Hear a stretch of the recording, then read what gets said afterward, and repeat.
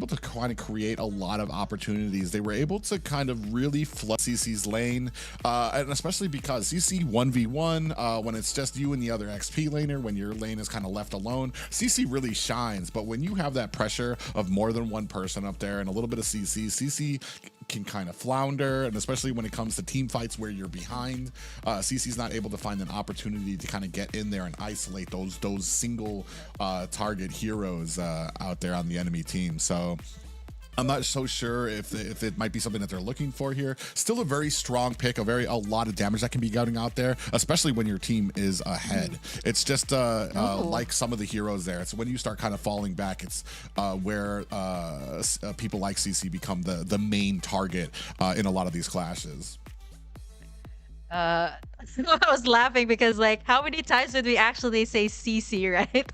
I think people can't even differentiate if we're saying CC as in crowd control or CC, the hero, right? Like, I mean, come on. It is a big thing here, especially for these two teams, right? The CC heavy composition, not the hero, okay? But it's still open, by the way. So maybe Twisted Mind still needs that XP lane. Great for maybe zoning out the Bruno in the back line. Still someone who is really annoying to deal with. Or maybe they can go for something different for their XP lane. They pick up the Tigreal here for S2G, then they're packing up the CCs here. Yeah, still go for the X-Borg though. Yeah. Oh man, and we have a Vexana, the initial pickup of Exana, and Cuffin has been able to show that even on some of these less mechanically inclined heroes, the CC heavy ones where you can where it's all about your placement, Cuffin has really shined when with that, shown the patience to not kind of get into a lot of these team fights unless they have a good way forward and a good exit out of there as well. And Vexana right now is a force to be reckoned with. The Eternal Guardian, a lot of her kit is basically based around stunning and fearing the enemy in a wide area as well. So I want to say a decent counter when it comes to the Tigreal pick, the Ruby pick, who are going to be in there right in the center of the fights. Yeah, the Vexana that is currently top 3 most picked hero in the Mythic up until like Mythical Glory. It just really says something about the buffs that were given to her. And I love how it goes to the hands of Cuffin, right? Like, it needs to be utilized properly. And at the same time, if you look at the mid lane here for the side of S2G, they pick up the Valentina here this time. So Bowler Vs for the mid lane, the Vexana and Valentina. What's going to be really crucial here is which ultimate is Begin going to pick up, right? There's a lot of really good ultimates here to pick up for the side of S2G. So he really has to be wise when it comes to picking up those ultimates, right? It can really change the tides of the game. But over the gold lane, I would definitely say that Sano has a lot more advantage here when it comes to the laning phase. BMI out, you can pretty much escape anything. And Seeking Boom, though, does have the potential to kind of like poke Sano here on his lane to make sure that he kind of makes him back away when it comes to, you know, picking up those gold cards in the early game. Yeah, it's all going to be about, while Twisted Minds, they do have the advantage with the Claude, it's all going to come down to whether or not S2G can create those opportunities where Siggy Bum is able to kind of get his stacks, get those crits, get that damage up throughout the fight, where he's actually chunking them down while still protecting him. Because he does, I want to say, like, one of the big faults of Bruno is how close he needs to get compared to other marksmen to the fight while dishing out a lot of damage. So it's going to be very tricky. We're going to see how S2G can kind of compete with that. Yeah, the Tigreal ultimate proves to be really deadly too right now. I mean, if you manage to snag in at least like 2 or 3, that would be really good. And the stun that it kind of has when you pop in the ultimate, it's going to be good when it comes to team fights here. So Twisted Minds has to kind of watch out for that. Already starting up this turtle. I do love the attempt here by Lunar, but that's going to be Twisted Mind picking up the first turtle of the game. This is huge for their side. Yeah, huge and kind of, I want to say, uncharacteristic. S2G usually a big part of these early objectives, make sure that they have the pressure and make sure that they're a part of a lot of these objective fights to make sure that they're always contested. So it's actually, I want to say, unlike S2G to not be a part of that, especially Kazoo, who was cleaning up his buff there at the moment. Yeah, the thing here about the S2G is their lineup can get really deadly, right? It's pretty much similar to what we've seen in game number one. They got that Ruby, which seems to be joining a lot of these team fights, right? And it's not easy to take it down. So I really like the composition that they picked up this time. Pretty similar to what they had in Ooh. game number one. And Marrow's in trouble here, though. His first blood's gonna Yeah, go to we the saw side that. of We were S2G. just Great start. Yeah, we were just talking about that implosion, the stun right at the beginning, immediate, and then we had the decimation by Kazoo, able to clean that up very quickly for that first blood, and now it's going to go ahead and put a ton of pressure onto this purple buff, but it does look like Kazoo going to go ahead and turn away from it.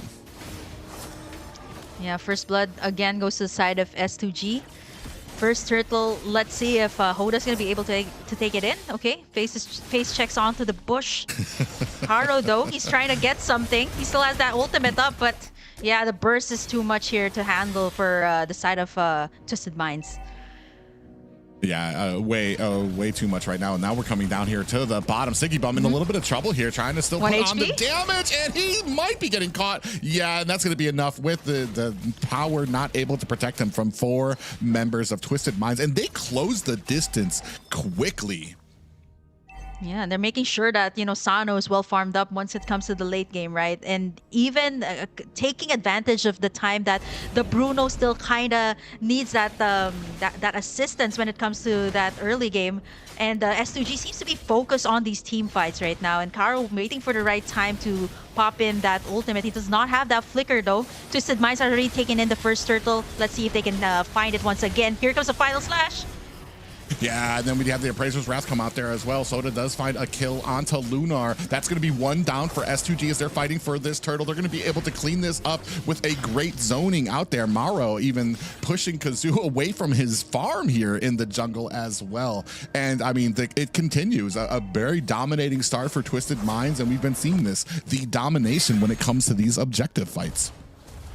Yeah, the change CC. I think at this point, right, even though they see just Karo, they're willing to commit here because he's the one that kind of changes the tides of the game. There you have it. The ultimate's being invested here. Maro a little bit too big deep push. in, though. Maro trying to find himself, create some distance there, dashing back and forth. Looks like he might be caught. Do we have a decimation coming in? Kazoo able to find the kill there as well.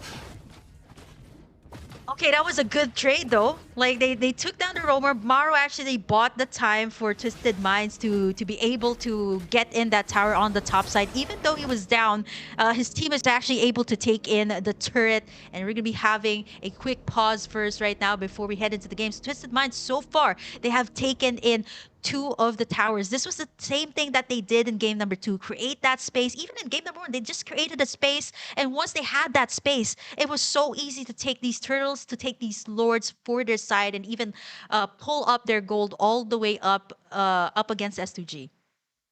Yeah, and I want to say that that's been the slow but methodical success when it comes to these last 2 games for Twisted Minds. I want to say in that first game, I want to say maybe they underestimated the pressure that S2G would be putting on to a lot of these objectives. So they would get a little bit of a push, then they would back up to the objectives, and you saw that S2G would just start raining in just to be a nuisance in there, maybe even get themselves a late objective there. Now they've kind of learned from that. So whoever's on making the decision making on that side, props to them.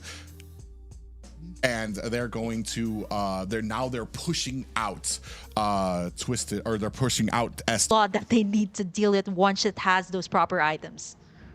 Well, we were seeing in the first game that Twisted Minds were able to kind of find some pickoffs onto Karo when it came to like that Minotaur. It's just when it came to the mid and late game, the combination of the Roam and the Lunar on the Ruby was becoming too much for Twisted Minds. So we'll see if maybe if we start inching towards that mid and late game, if S2G can create the same type of success they did in the first game.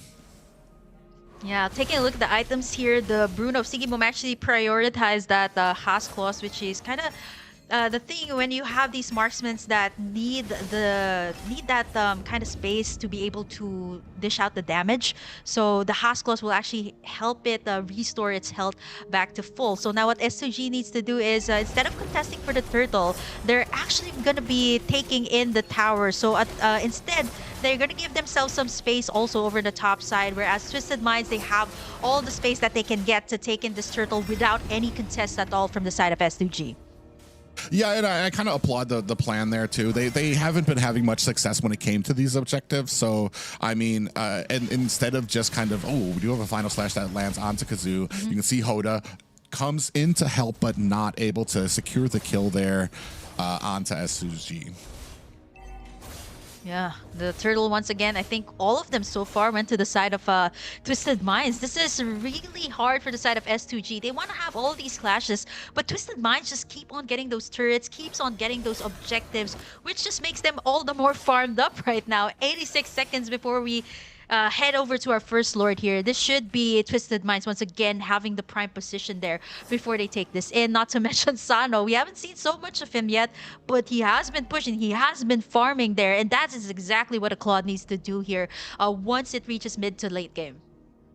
I mean, he's already one level at the 8-minute mark. He's already one level over Siggy Bum on the Bruno. So this is only going to start expanding unless they can kind of find an answer. And we're already starting to get out of the laning phase. We do see Blazing Duet is activated there as they're trying to zone out the rest of S2G here from the tower, and a very clean tower take, I want to say there. The Blazing Duet came in there. The Eternal Guardian also used to push out S2G while they just cleaned up the tower without much contention.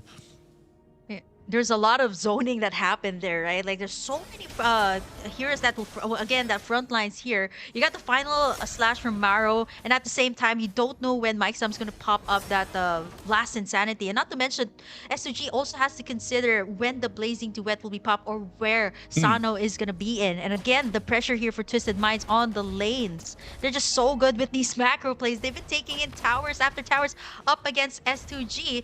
And right, just like that, the pressure onto the lanes here will actually give Twisted Minds the prime position here on this Lord Pit. Yeah, and I was just about to say, too, it's like you get too close, you're in range of Maro in the final slash, and you get too far away, then you've got a lot to compete with when it comes to the Blazing Duet and the Eternal Guardian. Now we're starting on to the Lord, about half health for Twisted Mind. It does look like Karo wants a little bit of a piece of this. You can see the rest of S2G looking for a position here, trying to get in there. Ooh, nice little stun. Oh, an implosion lands on the 3 members. Here comes the Eternal Guardian. The Appraiser's Wrath comes down and gets them very low. Mike in a little bit of a bad way. Maro finds a kill onto Kazoo. And looking right now, yeah, and that is a retry down for S2G. And unfortunately, that's going to be probably this Lord going over to Twisted Minds. Definitely. I think it kind of backfired on the side of S2G here. Like, what Karo wanted to happen was, like, land that very, very nice setup. But the thing here about Twisted Minds is the backline that they had, the Blazing Duet, and then you got the Eternal Guard from the Vexana that really needs to be looked upon here by Twisted Minds. And just like that, without Kazu in the picture, Twisted Minds just got in that free Lord. And not to mention, too, I really love to commend the zoning here of Mike Sam. He was the one actually being a menace here to S2G, which is why they couldn't really position themselves very well in that Lord Pit. Here it comes. First Lord, this should actually create so much more pressure. At least the second tier towers will go to the side of Twisted Minds. Yeah, and that's the problem here with the front line. Unfortunately, it's like it's almost at a point Karo needs to be able to find an implosion on Coffin and Sano, which doesn't make sense on paper when you think about it, because those are the 2 heroes that are going to be well in the back line of Twisted Minds. Every single time an implosion is going to come out, you're going to be dealing with an Eternal Guardian, you're going to be dealing with that Blazing Duet, you've got Maro, and then you've got the tankiness of the front line there. So it's just a very frustrating game with a lot of hurdles for S2G right now to overcome as they push through to the mid. Yeah, they need that one setup once again, that miracle setup that made them win game number 1. But, you know, Twisted Minds, 33k for their side. Mike Sama and Hoda zoning them away. The Lord is pushing in on this bottom side. And not to mention the Purify still up here for Sano, just in case he gets caught up by that implosion from the Tigreal, or maybe even gets set up here by Ruby. Another big thing to kind of point out too is a pretty low kill game for the amount of towers down. 6 towers down and 5 kills for Twisted Minds, which just means that they're getting so much value out of every single kill that they get in objectives. Just a very smart plays by them. Yeah, 8,502 for Sano here, as compared to the Bruno here of Sigibom that only has 7,500. So that's at least a good 1,000 gold difference from the gold laners. And at this point, the Claude is pretty much activated already. And it's gonna be really hard, not unless you get that setup that I am offended, and at the same time you get that implosion. But then again, you have to deal with the purify here of Sano, so it's not gonna be easy to take him down. Maybe perhaps take away Cuffin, but his positioning is just way too good right now. Yeah, and it's unfortunate too because as we were talking about before, even now, Sigibum not really even farmed enough to be doing too much damage to the front line. And we were talking about it before. You need to be able to kind of create those opportunities for the Bruno to get those stacks, to get that damage, to ramp it up to a point where it's actually scary. Unfortunately, S2G, the front line, having troubles even withstanding the amount of damage that Twisted Minds can come up with during these clashes. Yeah, there was like so much lords to deal with. Mike Sama, I don't think it's going to be a problem for him. He's going to be able to sustain all of that damage, and not to mention he still has that immortality. Look at the zoning that he's doing while everyone else is working on this Lord Caro, trying to find the right setup. Ooh. He does get two here. Lord being pushed away though. Sano manages to take it in for the side of Twisted Minds. Nice attempt though by Maro, but he is gonna get punished here by Twisted Minds. And that is it. That is it. It's gonna go to Twisted Minds here. This the first Luminous Lord of this game.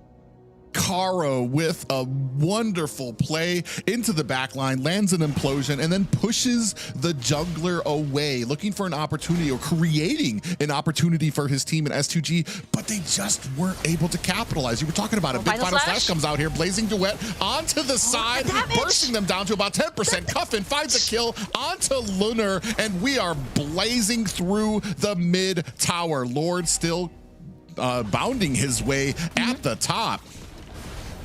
Yeah, Lunar's already down. That's one man down to not have that setup. Mike Sama's really tanky here, but this Twisted Minds, they're looking to end this one. Lord is knocking in the base, but they're taking down the inhibitors first. This is not going to be easy for S2G. They're setting it up right now. They're able to melt down the Lord, but there's a lot of minion waves here. Caro, though, yeah, we have a 7K gold lead right now. They are trying to withstand, trying to defend minions all over the base right now. We're coming in here right now. Sigibum gets taken out, and there is that last game. Twisted Minds come ahead for Saudi Arabia.